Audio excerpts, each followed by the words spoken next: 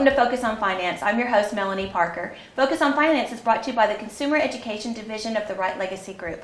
I'm going to read your name, ladies, because I'm the worst. I forget my kids' names. So we have Tori Murley here at HCEC, Academic Advisor and GED Plus Specialist. I'm excited to talk about that.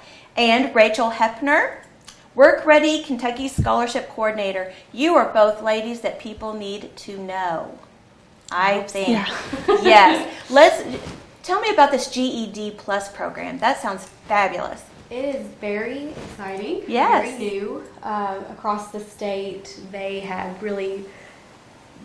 done a big push to get people into GED programs, get their GED, as well as, and this is the new part, also get them enrolled at college and get them to take not only GED classes, but also college courses to get them a certification at the same time. Oh, wow. So at the end of a semester, you would have, your GED and a short-term certificate that you could go out into the workforce and hopefully find a job. Oh, wow. So you have folks that can maybe help them find a job after they're done with the program? Yes, we do.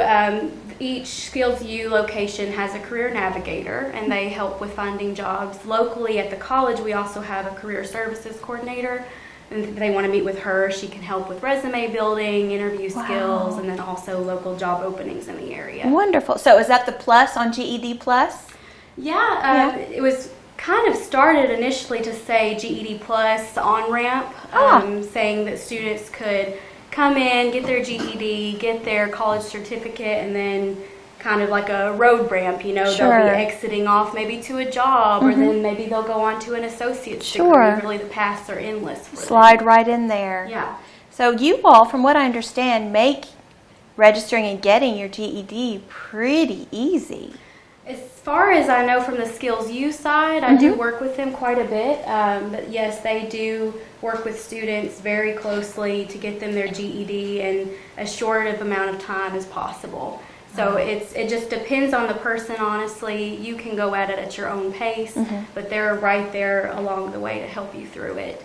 And they have a lot of resources at the Skills U locations. As a GED Plus student, you have a lot of resources at the college level, such as tutoring, which is free.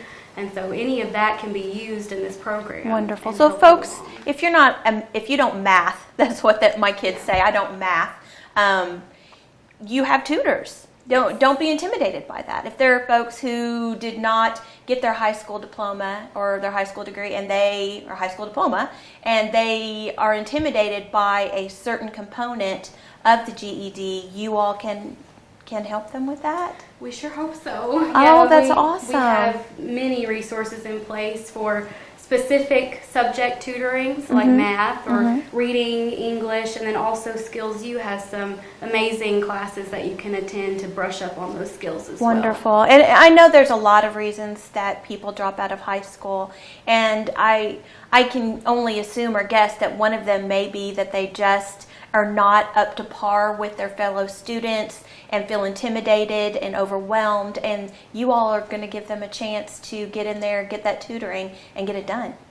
Do you find that local employers, because we can really only speak about Hardin County, and locally, that they do prefer that people have a high school diploma or a GED to get through the door? Yes, a lot of local businesses that we have talked to, they ask that their employees have GEDs or high school diplomas. Specifically, we know of Metalsa, for example. They wanted their employees to have GEDs, and we have partnered with them. Wow. So that now maybe someone who wants to work for Metalsa who doesn't have their GED could maybe be a part of our GED Plus program and have a foot in the door with that particular organization. And do you have employers that have current employees that they will assist get their GED as well? Metalsa. Yeah. Wonderful. That's a great example. Yes. That's really the only one that I know of right now, but I know that we are in the middle of working on more partnerships. Right. And so we're hoping that the employees that need their GEDs, maybe they already have a job and they want to advance in that that job or that career area, that maybe they would come to us and we can help. It's not quite as scary as they think. It's not. No, not when you have friendly folks that care, that want to help. Yes. And the important part of the GED Plus program is that it is completely no cost to whoever Really does the program. that is right in my budget. Yes. Yes. And I'll let Rachel touch on this, but Please. through the Work Ready Scholarship, Yeah. it's completely free. Tell us about those scholarships, Rachel. Yes, okay. So we have the Work Ready Kentucky Scholarship, which isn't just for GED, but for in this case, I have listed 13 certificates that, as she was speaking earlier, as they're working towards their GED, they can also be working towards these certificates that are in the Work Ready program. Wow. And the Work Ready Scholarship, it covers all of your tuition and then up to $400 of your student fees. Wow. And then also, which is something new for the GED Plus, the first time students starting with it, their books would be covered as well. Oh. So yeah, it's a really great incentive. Nothing, no cost to the student, anything like that. So it's really basically great. you're just checking all those boxes, aren't you? Here's my list of excuses, and no, they're gone. Oh my gosh. So you work directly mostly with scholarships as a Yes, ma'am. whole. So what can you share with us as far as scholarships that you think that our listening audience or watching audience might be interested in that's kind of trending right now? Yeah. Well, I would like to just start off with the Work Ready Scholarship mainly. So it is a state-funded scholarship. So it's for residents of Kentucky, those who have not received an associate's degree or higher and just in one of the approved programs. So we have 15 sectors that are in high demand fields right now that most of our programs all go towards. And same with the GED Plus, as long as you meet those qualifications, there's no GPA qualification or anything like that either. It'll cover your tuition and then up to $400 of their student fees. Wow. So it's great. It's called a last dollar scholarship. So say you fill out your FAFSA and you may not qualify for the Pell Grant or the CAP Grant, that free money, this scholarship would kick in and cover those tuition fees and stuff like that. Oh my. Yeah, it's great for those students who maybe didn't quite meet that financial need, but really they need the help, and this would cover it. Oh, So wow. yeah, That is amazing. Yeah, once again, no excuses, right? yeah, Golly. it's great. So Tori, you also are an academic advisor. So what does that entail? Working with students up front and through the entire process of college. So initially I would meet with a student, talk to them about, course availability, maybe their academic plan, what program do you want to pursue, what career ultimately, what's your dream job? That's the question of the day, right? Right. I'm still thinking about that one myself, although I'm know. pretty lucky, but yeah. But that's what I sit down and talk to students. We have a very casual conversation about where do you see your life headed, Right. and how can we help. And isn't that where most important decisions in life start, with a casual conversation? Yes, for sure. Yeah. And then maybe we'll go ahead and dive into the ECTC course schedule and see, when are classes being offered, what classes are being offered, and we really do try to work with a student's personal schedule. So we'll look and see, are you working during the day? Do you need to take evening classes? Are you a single mom with kids at home? Do you need to take online classes? So we really do try to work with the student and pick the best schedule for them. Sure. Do you find that most of your students, or a large number of your students, do work full-time while they go to school? Is that kind of the norm now? Yeah, a lot of our students, I met one the other day who said they were working 60 hours a week and they were trying to go back to school. And we have some that come in, they're single parents. And That's they have- dedication. Yeah, it's amazing to see these students coming back and to see their motivation to get through the program. Yeah. Do you see a lot of seasoned students as well as recent high school graduates? Yes, Yeah. we see students who maybe have gone to a 4-year university and maybe they've taken so many hours there and they decided that that was just not the right environment for them. Right. So they come and transfer those credits to us, and then we help them with what comes next in the process. Transferring credits is a beautiful thing. It is. I'm a big Yeah. fan of that you all work with people that way. Let me ask you a question. So let's say someone my age-ish is interested in going back to school, but it's a little intimidating. Can they maybe take one class? Do they have to do like a minimum, 4 credits or anything like that? Or can they take one class? See, because I'm at this point, I think, can I really retain anything new at this age? And that's probably the norm for folks around my age group. So is that a possibility? Is that an option? Of course, which financial aid does potentially look and see how many credit hours Sure. you're in, and I'll let Rachel talk about that in a second. But Yeah, you can come back and take one class. There are Okay. some financial aid opportunities that would pay for just one class. Wow. And then we also have other scholarships, such as the Donovan Scholarship. If we have any adult learners that are over 65, they can come and take classes with us for free. Wow. And they could Okay. take just one at a time, and Yeah. maybe if they never got a degree, they could just work on that Keep it as slowly fresh. as they want to. Yeah. But yeah. I like that. All right, Rachel, we're back to you. Let's talk money. All right. Let's talk money. Yeah, so like as she was saying, you can definitely come here and receive financial aid and just take the one class. If that student is receiving the Pell Grant, the CAP Grant, which is those federal state funds, you can just be in the one class and it'll all be adjusted based off of that. It gets a little tricky when it comes to student loans, but that's something that we like to stay away from. Sure. It's but an individual need yes. thing. I get it. But yeah, definitely you can come and receive financial aid just for that one course. Oh, So, that's yeah. exciting. I like that. So really, just people need to get their feet wet, right? And even high school seniors, they may not, I had one out of 3 that just wasn't ready.